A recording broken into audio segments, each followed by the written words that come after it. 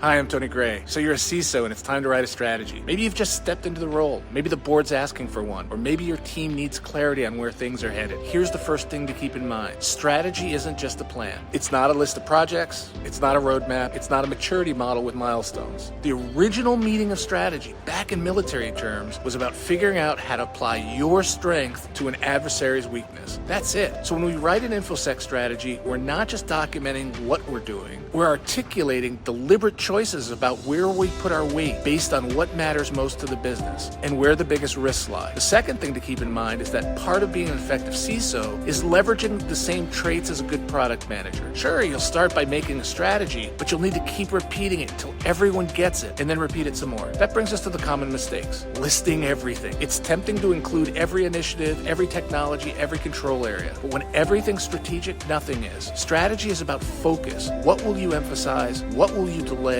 What will you let go of? That's what separates a strategy from a backlog. Mistake 2, NIST, ISO, CIS. These are great references. They're table stakes, but they're not a strategy. Just aligning to a framework doesn't tell your execs or your team what makes your program different or where you're deciding to take a stand. Mistake 3, if your strategy doesn't reflect how the company makes money, where it's growing, its pain points, or what it's trying to protect, it's just a security wish list. A real strategy connects to business priorities. It earns trust because it speaks the same language. Mistake 4, strategy is full of trade-offs. You might decide to invest more in detection and response and less in preventative controls, or to double down on protecting customer-facing systems and scale back on internal apps. That's not a flaw. It's the very definition of strategy. Threats shift, the business evolves. Strategy isn't a set it and forget it document. It's something you revisit, pressure test, and refine. It should evolve along with your risk landscape. Start by asking, where are we strong? Where are attackers weak? What does our business need? Where's the friction?